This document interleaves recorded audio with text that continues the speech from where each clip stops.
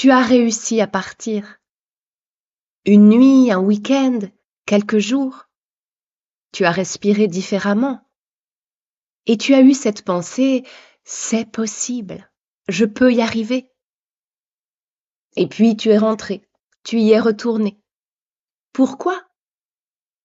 Certainement par peur, les peurs qui retiennent, on en a parlé dans les épisodes précédents. L'argent, les enfants, l'inconnu, la peur de ne pas s'en sortir seul. Mais peut-être autre chose encore. Peut-être parce que tu croyais en quelque chose, une connexion unique, une relation qui transcende tout. Peut-être qu'on t'a parlé de flammes jumelles, d'âmes sœurs, d'une mission ensemble. Et peut-être que tu y croyais encore. Aujourd'hui, on va aller plus loin que les peurs. On va parler de ce cycle que personne ne t'a vraiment expliqué. Et de ce concept des flammes jumelles, ce qu'il dit de beau et ce qu'il cache de dangereux. Et c'est exactement ce qui est arrivé à Laetitia. Elle était partie, elle avait vu que c'était possible, mais elle est rentrée. De subir à choisir, c'est le nom de ce podcast, et je te souhaite la bienvenue. Je suis Clotilde, coach en reconstruction de vie. Petit pas pour soi, c'est né en 2017, et comme moi, ça a bien évolué depuis. J'accompagne des personnes qui traversent ou qui sont sorties de situations qui les ont abîmées. Pas seulement parce que c'est mon métier, mais parce que je l'ai aussi vécu de l'intérieur. Ce podcast, il s'adresse à celles et ceux qui vivent ou qui ont vécu une relation toxique, une emprise ou de la manipulation, de la violence, même si elle est psychologique.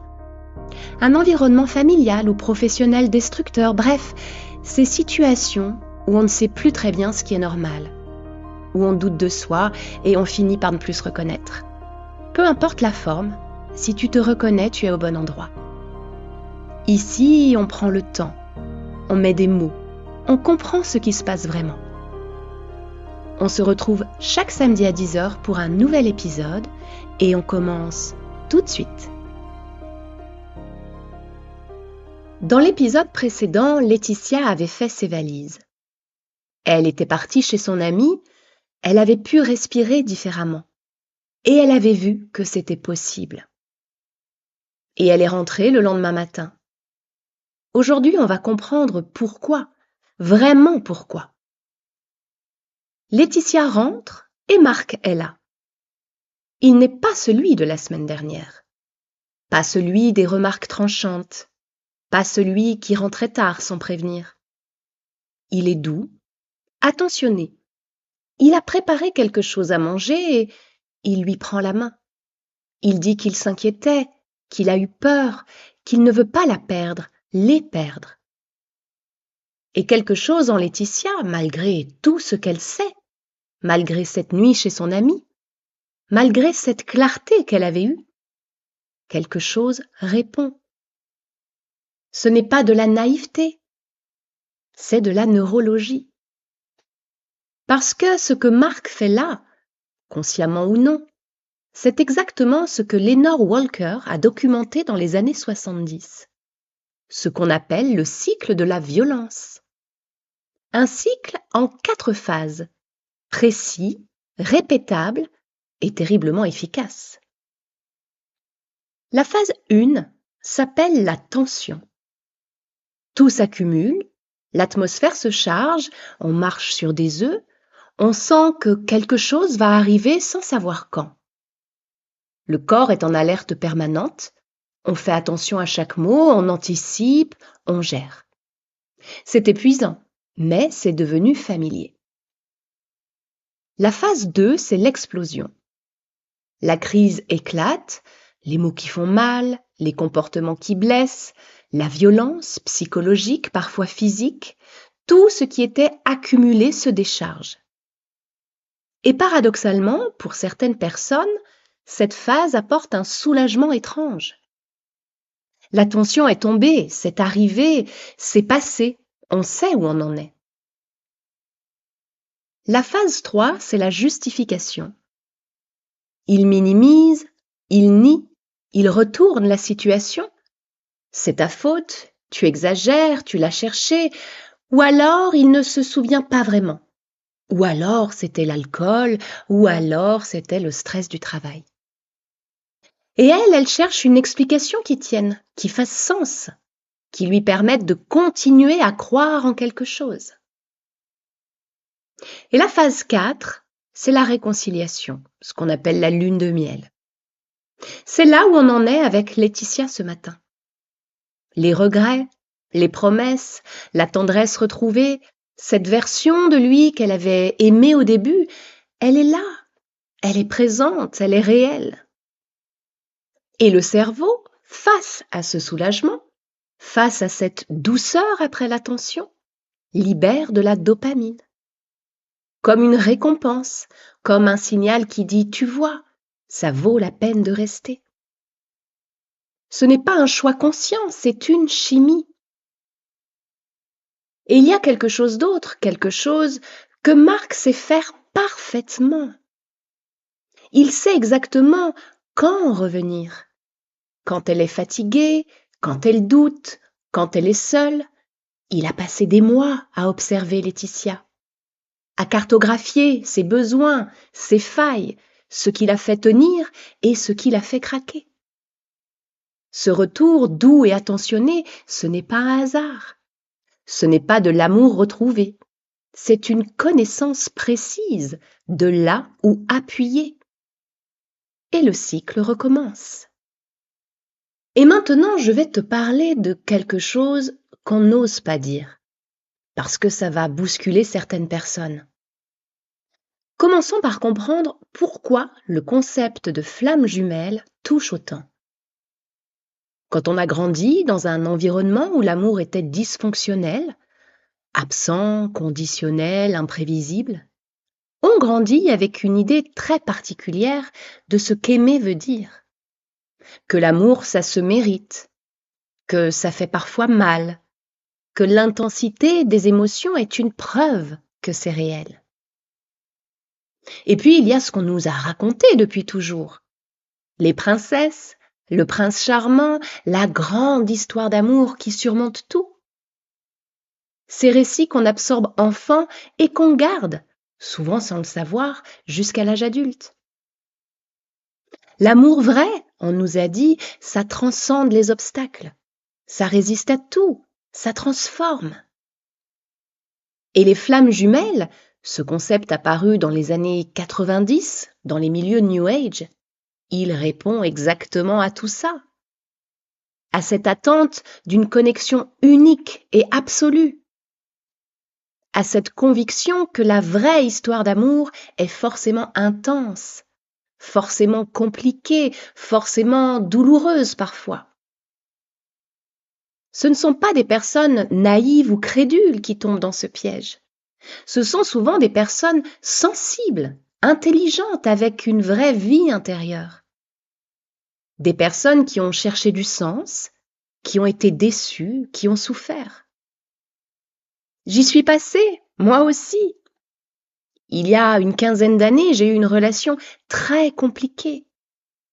Des séparations à répétition, une souffrance réelle, et un jour, une séance avec quelqu'un qui me dit « Mais c'est votre flamme jumelle ». Je ne connaissais pas le concept, j'ai tout lu, acheté des livres, j'ai fait des séminaires, j'ai consulté des spécialistes de flammes jumelles. Et j'étais encore plus malheureuse. Parce qu'à présent, ma souffrance avait un sens plus grand. Je devais tenir, travailler sur moi, mériter la réunion. Et quand j'ai finalement douté, que ce soit cette personne qui soit ma flamme jumelle, j'ai cherché ailleurs. Parce que le concept était installé. Et l'attente aussi. C'était pas de la naïveté. C'est ce que font les belles histoires quand elles rencontrent des blessures anciennes. Revenons à Marc. Il avait parlé des flammes jumelles à Laetitia dès le début de l'histoire. Cette connexion unique, cette évidence, ce sentiment qu'on se connaît depuis toujours. Et Laetitia, qui avait une vraie sensibilité spirituelle, qui cherchait du sens, avait été touchée, profondément. C'est d'ailleurs comme ça qu'elle a été séduite. Parce que quand quelqu'un vous dit que vous êtes sa flamme jumelle, que vous avez une mission ensemble, ça ne ressemble pas à de la manipulation. Ça ressemble à de l'amour, à quelque chose de rare. Et avec les flammes jumelles, il y a des cycles bien documentés dans les cercles spirituels. La séparation, la réunion, la course-poursuite, le miroir, les épreuves à traverser ensemble. Il peut y avoir plusieurs vocabulaires utilisés. Est-ce que tu vois où je veux en venir? Parce que si tu poses le cycle des flammes jumelles et le cycle de Walker côte à côte, ils se ressemblent étrangement. La tension, c'est l'épreuve spirituelle à traverser ensemble. L'explosion, c'est le miroir qui révèle les blessures à guérir. La justification, c'est tu dois travailler sur toi pour mériter cette union. Et la lune de miel, c'est la réunion, la preuve que c'est ta flamme. Et hop, le cycle recommence, mais cette fois avec une signification spirituelle. C'est pratique, non? Il y a des groupes entiers sur les réseaux sociaux, des forums, des milliers de personnes qui s'encouragent mutuellement à tenir dans leur relation de flamme jumelle douloureuse, qui s'encouragent à patienter, à continuer à travailler sur elles-mêmes. Toute une communauté qui valide le cycle de Walker sans le savoir au nom de l'évolution spirituelle. Je ne dis pas que la spiritualité est une arnaque. Je ne dis pas que les connexions profondes n'existent pas. Je dis que certains concepts utilisés dans certains contextes par certaines personnes peuvent devenir des prisons très élégantes. Parce qu'ils donnent un sens à la souffrance. Ils la rendent même nécessaire, presque belle, presque obligatoire. Et Laetitia le savait. Elle avait lu, elle connaissait le concept. Une relation de flamme jumelle, c'est difficile, on le dit partout. Bien sûr que c'est douloureux, c'est une flamme jumelle, c'est censé l'être. Alors, ce matin, face à la douceur de Marc, les croyances reviennent. Elle ne peut pas abandonner sa mission d'âme. Partir, ce serait trahir quelque chose de sacré.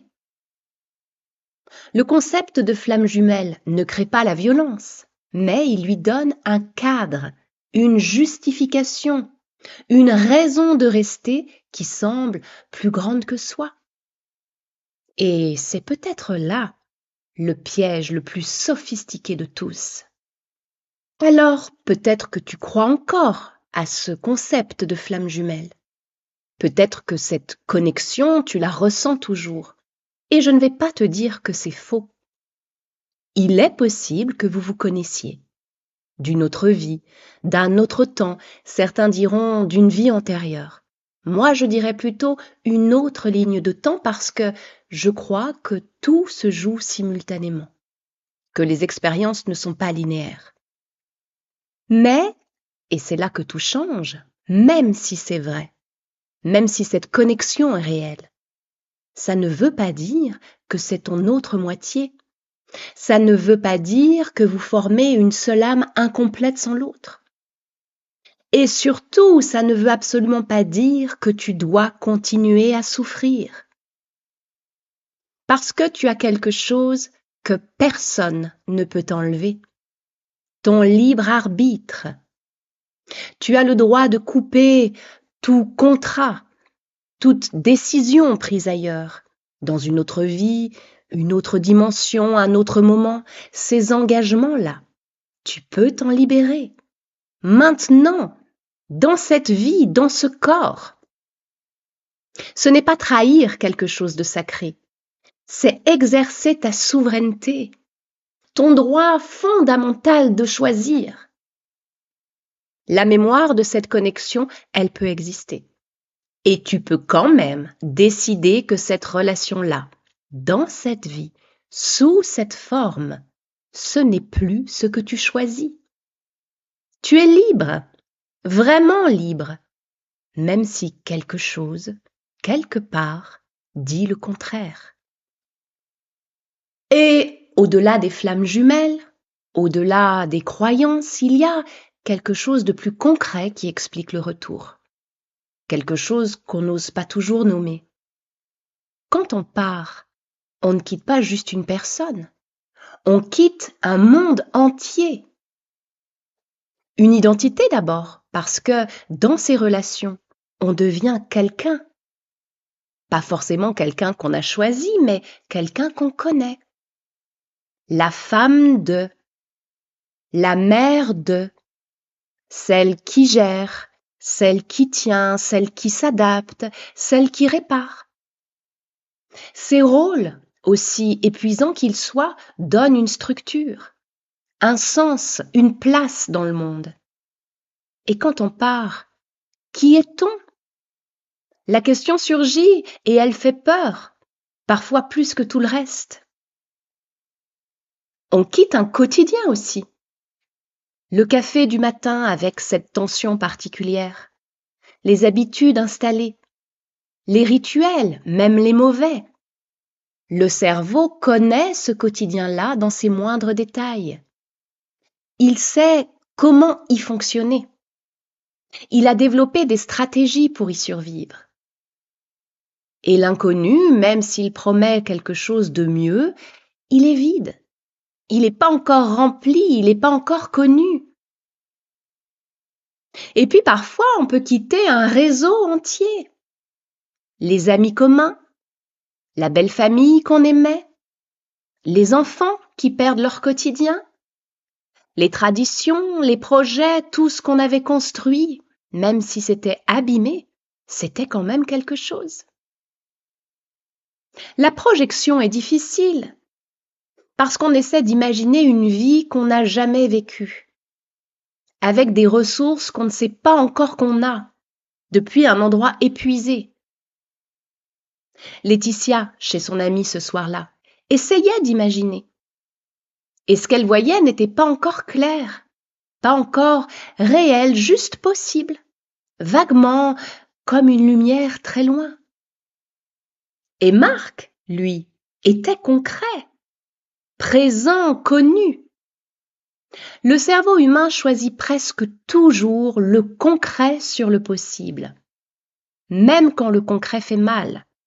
C'est pour ça qu'on revient, parce qu'on est humain.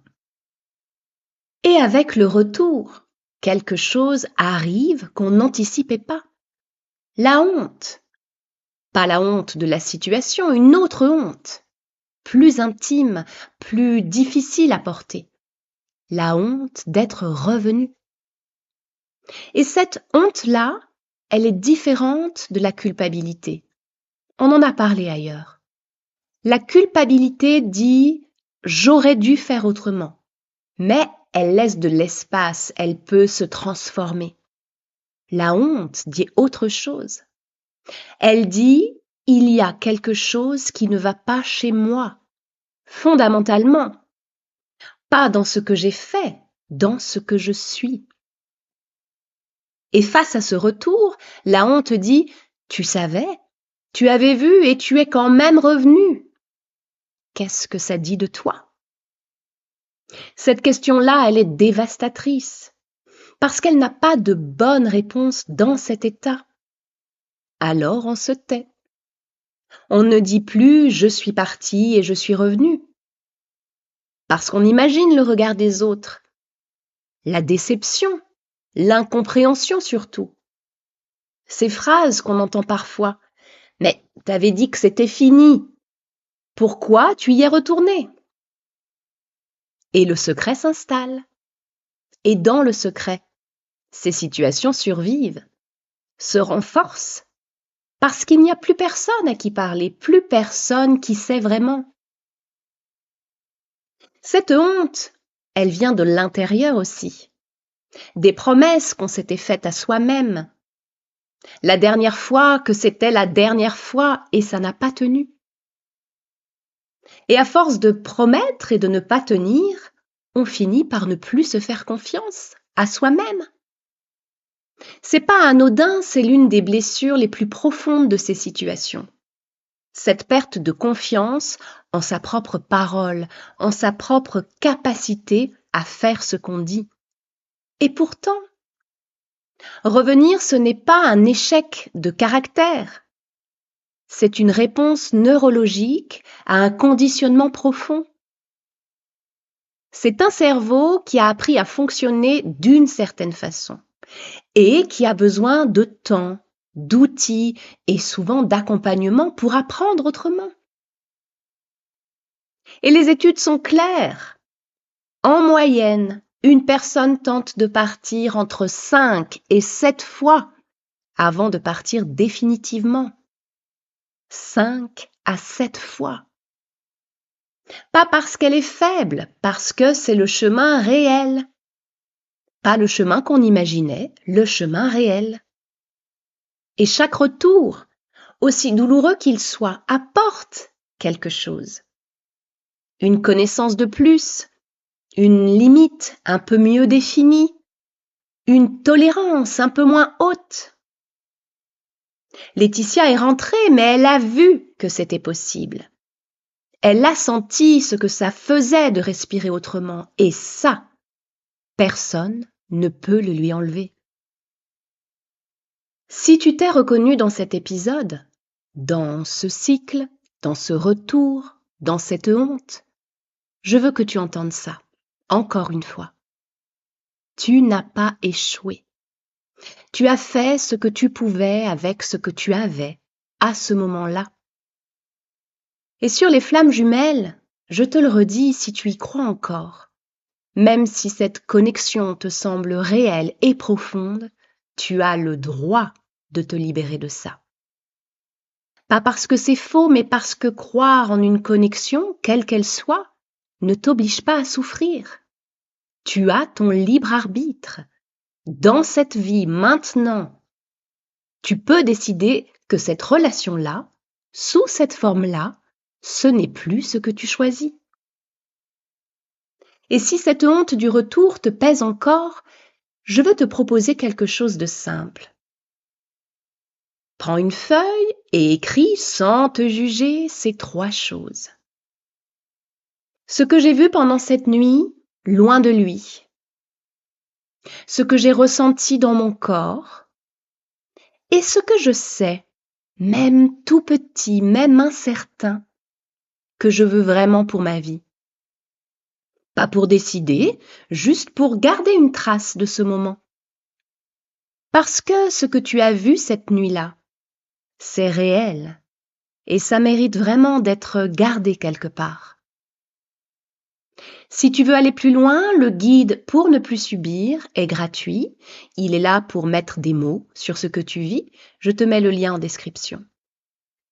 Et si tu sens que tu as besoin d'un accompagnement, pas juste pour le concret, pas juste pour les démarches pratiques, mais pour te libérer de ce qui se joue en toi, à un niveau plus profond. Les croyances installées, les mémoires qui retiennent, ce que tu portes sans toujours savoir pourquoi. Je suis là aussi pour ça. Parce que partir vraiment, partir depuis un endroit solide, ça se construit. Et tu n'as pas à le faire seul. Dans le prochain épisode, on va suivre Laetitia. Ce moment où elle commence à voir vraiment, pas juste à savoir, à voir. Et ce que ça change en elle et autour d'elle. Prends bien soin de toi et je te dis à la semaine prochaine.